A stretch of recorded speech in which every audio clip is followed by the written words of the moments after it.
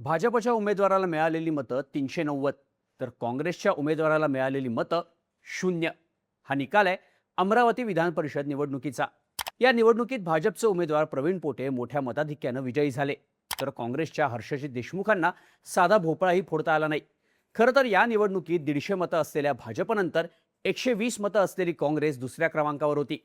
त्यामुळं काँग्रेस इथे भाजपसमोर मोठं आव्हान उभं करेल असं वाटत होतं. पण काँग्रेसच्या एकाही मतदाराचं मत हर्षजित देशमुखांना मिळालं नाही. सुरुवातीला काँग्रेसचे सगळे नेते एकत्र येत हर्षजित देशमुखांचा प्रचार करत होते, पण देशमुख मध्येच नॉट रिचेबल झाले. मग दुसऱ्या दिवशी ते थेट नागपूरच्या हॉस्पिटलमध्ये दिसले. त्यांनी तब्येत बरी नसल्याचं कारण सांगितलं, पण यशोमती ठाकूर यांनी त्यांच्यावर 20 कोटी घेऊन मॅनेज झाल्याचा आरोप केला. पक्षानं नगरसेवकांना मतदानाला न जाण्याचा व्हीप काढला होता, पण हा व्हीप झुगारून काँग्रेसचे नगरसेवक 18 जूनला मतदानाला गेले. पण त्यांच्यापैकी एकानंही काँग्रेसच्या अधिकृत उमेदवाराला मतदान न केल्यामुळं काँग्रेसच्या नगरसेवकांची मतं फुटली आणि ती भाजपच्या प्रवीण पोटेंच्या पारड्यात पडली असं बोललं जात आहे. अमरावती विधान परिषद निवडणुकीत नेमकं काय झालं? काँग्रेसमध्ये अंतर्गत वाद का पेटला?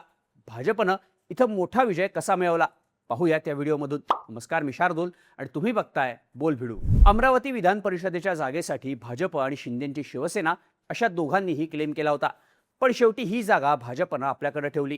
तिथून माजी आमदार प्रवीण पोटे यांनाच उमेदवारी देण्यात आली. तर महाविकास आघाडीकडून ही जागा काँग्रेसच्या वाट्याला गेल्यानं हर्षजित देशमुखांना उमेदवारी मिळाली.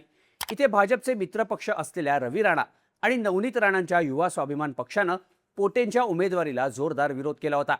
लोकसभा निवडणुकीत प्रवीण पोटेंनी दगाफटका केल्याच्या चर्चा झाल्यामुळं राणा दाम्पत्याचा पोटेंना विरोध होता.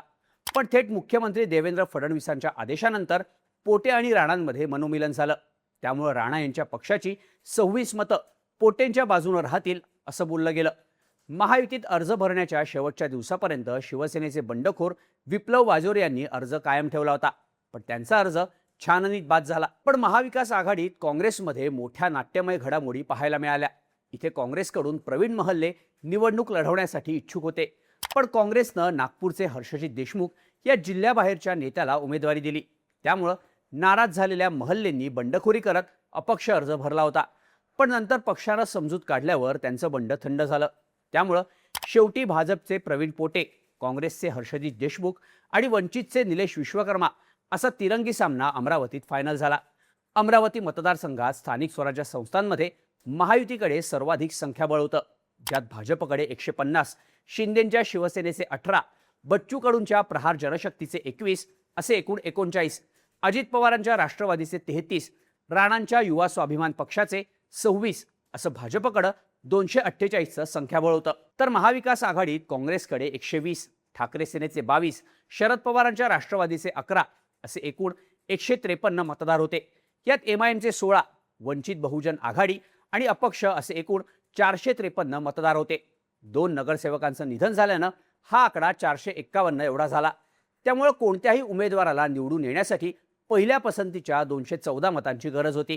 त्यामुळे 248चं संख्याबळ असलेल्या महायुतीच्या प्रवीण पोटेंचा विजय जवळपास निश्चित मानला जात होता. पण काँग्रेसकडे महाविकास आघाडीतल्या मित्रपक्षांचा मिळून असणारा एकूण 153 मतांचा आकडाही मोठा होता. पक्षश्रेष्ठींकडून देण्यात आलेले उमेदवार हर्षजित देशमुख यांच्यासाठी अमरावती जिल्हा काँग्रेस कामाला लागली होती. त्यांनी पक्षाचे स्थानिक नेते प्रवीण महल्ले यांची नाराजी दूर करत अर्ज मागे घ्यायला लावला आणि हर्षजित देशमुखांचा रस्ता मोकळा करून दिला. 5 जूनपासून सुरू झालेल्या प्रचारात काँग्रेसच्या ज्येष्ठ नेत्या यशोमती ठाकूर, खासदार बळवंत वानखेडे, जिल्हाध्यक्ष बबलू देशमुख आणि काँग्रेसचे इतर नेते सहभागी झाले होते. सुरुवातीचे 4 दिवस प्रचार सुरळीत सुरू असताना 9 जूनच्या सकाळीच काँग्रेसचे उमेदवार हर्षजित देशमुख अचानक नॉट रिचेबल झाले. ते कुठे गेले याचा कोणालाच काही पत्ता लागत नव्हता. तेव्हाही भाजपनं त्यांना मॅनेज केलं असून त्यांच्या दबावात येऊनच हर्षजित देशमुख माघारी फिरल्याचं बोललं गेलं. पण त्यानंतर दुसऱ्याच दिवशी म्हणजे 10 जूनला हर्षजित देशमुख नागपूरच्या एका प्रायव्हेट हॉस्पिटलमध्ये ॲडमिट झाले. माध्यमांशी बोलताना त्यांनी सांगितलं की प्रचारासाठी येताना अचानक त्यांच्या छातीत कळ यायला लागली, घाम फुटला, घाबरल्यासारखं वाटू लागलं, म्हणून माझ्या नातेवाईकांनी मला थेट दवाखान्यात आणलं. मी मॅनेज झालेलो नाही, माझ्यावर कोणाचाच दबाव नाही आणि मी निवडणुकीतून माघार सुद्धा घेतलेली नाही. माझा प्रचार डिजिटल माध्यमातून सुरू आहे असं देशमुखांनी सांगितलं. पण यानंतर काँग्रेसच्या नेत्या यशोमती ठाकूर यांनी हर्षजित देशमुखांवर 15 ते 20 कोटी घेऊन मॅनेज झाल्याचा आरोप केला. यावर प्रत्युत्तर देताना देशमुखांनी यशोमती ठाकूर याच भाजपकडून मॅनेज झाल्या असतील. माझ्या तब्येतीची विचारपूस न करता त्यांनी माझ्यावर बिनबुडाचे आरोप केलेत. मी मॅनेज होणारा माणूस नाही. मी माघार घेतली नाही आणि घेणारही नाही. माझा डिजिटल प्रचार सुरू आहे. डॉक्टरांनी डिस्चार्ज दिल्यावर मी पुन्हा ग्राउंडवर प्रचारासाठी उतरेन असं देशमुखांनी स्पष्ट केलं होतं. त्यावर प्रतिक्रिया देताना यशोमती ठाकूर यांनी देशमुखांनी दवाखान्यात बसून नाटकं करण्यापेक्षा मतदारांमध्ये जावं. त्यांची सगळीच वक्तव्य भाजपला फायदा होणारी आहेत. दम असेल तर त्यांनी प्रत्यक्ष प्रचार करून दाखवावा असं विधान केलं होतं.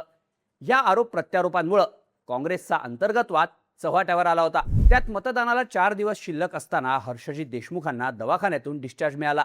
पण तोपर्यंत यशोमती ठाकूर यांनी जिल्ह्यातल्या काँग्रेस नेत्यांची बैठक घेऊन हर्षजित देशमुखांच्या मागे लावलेली ताकद काढून घेण्याचा निर्णय घेतला होता. पक्ष आता वंचितचे उमेदवार निलेश विश्वकर्मा यांना पाठिंबा देईल अशा चर्चा होत्या. पण शेवटपर्यंत तसं झालंच नाही. हर्षजित देशमुख परत येतील अशा चर्चा झाल्या, पण ते मतदानाच्या दिवसापर्यंत मतदारसंघात फिरकलेच नाहीत. त्यामुळे काँग्रेसचे जिल्हाध्यक्ष बबलू देशमुख यांनी काँग्रेसच्या सगळ्या 120 नगरसेवकांना तटस्थ राहण्याचा, मतदानाला न जाण्याचा व्हीप बजावला होता. त्यामुळे काँग्रेसचे नगरसेवक मतदानाला बाहेर पडले नाहीत, तर आपली मतं इंटॅक्ट ठेवून महायुतीचे प्रवीण पोटे सहज विजयी होणार होते. पण मतदानाच्या दिवशी वेगळंच चित्र बघायला मिळालं. एकूण 451 पैकी 427 जणांनी मतदान केलं. पक्षाचा व्हीप झुगारून काँग्रेसच्या 120 पैकी 96 जणांनी मतदान केलं. यातले काही जण तर तोंडाला रुमाल बांधून मतदान केंद्रावर दाखल झाले होते. त्यामुळं काँग्रेसचे नगरसेवक आपल्या जिल्ह्यातील नेतृत्वाला जुमानत नसल्याचं दिसून आलं. पण त्याहून मोठा धक्का काँग्रेसला निकालात बघायला मिळाला. भाजपच्या प्रवीण पोटेंना एकूण 390, वंचित बहुजन आघाडीचे निलेश विश्वकर्मा यांना 31, तर काँग्रेसच्या हर्षजित देशमुखांना मात्र एकही मत मिळालं नाही. म्हणजेच मतदान केलेल्या काँग्रेसच्या 96 पैकी एकाही नगरसेवकानं आपल्या उमेदवाराला मतदान केलं नाही. पोटेंना मिळालेली 390 मतं ही महायुतीच्या एकूण मतांपेक्षा तब्बल 142 मतांनी जास्त होती. त्यामुळं काँग्रेससाठी प्रतिष्ठेच्या असलेल्या या जागेवर भाजपच्या प्रवीण पोटेंनी विजयाची हॅट्रिक केली. ही जास्तीची मतं काँग्रेस, महाविकास आघाडीचे घटक पक्ष, छोट्या आघाड्या आणि अपक्षांची असल्याचं सांगण्यात येत आहे. पण बघायला गेलं तर प्रवीण पोटे हे विजयी झाले असले तरीही चर्चेत कुठेच नसलेले वंचितचे निलेश विश्वकर्मा 31 मतं घेऊन दुसऱ्या नंबरवर राहिले. त्यांच्याकडे असलेल्या मतांचं गणित बघता त्यांना त्यांच्याच पक्षाची 7 मतं मिळणं अपेक्षित होतं, पण त्यांना 31 मतं मिळाली. स्थानिक पत्रकारांनी दिलेल्या माहितीनुसार वरची 19 मतं ही रवी राणांच्या युवा स्वाभिमान पक्षाच्या काही नगरसेवकांची असल्याचा चर्चा सुरू आहे. प्रवीण पोटे यांच्याशी असलेल्या जुन्या वादातूनच राणांनी आपली मतं वंचितच्या उमेदवाराकडे वळवल्याचं बोललं जात आहे. तर दुसरीकडे काँग्रेसच्या 96 जणांनी व्हीप झुगारून मतदान केलं. ही सगळी मतं प्रवीण पोटेंकडे शिफ्ट झाल्याचं बोललं जात आहे. त्यामुळे अमरावतीचा हा निकाल काँग्रेसच्या जिल्ह्यातल्या संघटनात्मक पातळीवरचं मोठं अपयश असल्याची चर्चा आता होते. तसा अमरावती हा कधी काळी काँग्रेसचा गड होता, पण मधल्या काळात या गडाची चांगलीच पडझड झाली. 2024च्या लोकसभा निवडणुकीत बळवंत वानखेडे यांचा विजय झाला, पण विधानसभेत यशोमती ठाकूर यांच्यासारख्या ज्येष्ठ नेत्यांचा पराभव झाला. तरीही स्थानिक स्वराज्य संस्थांच्या निवडणुकीत काँग्रेसनं पुन्हा एकदा कमबॅक केलं होतं. काँग्रेसच्या या परफॉर्मन्समुळे बहुमताचा आकडा नसतानाही काँग्रेस ही जागा निवडून आणू शकते असा अंदाज वर्तवला जात होता. पण पक्षानं ऐनवेळी नागपूरचे बिल्डर असलेल्या हर्षजित देशमुख यांना अमरावतीमध्ये आयात केलं.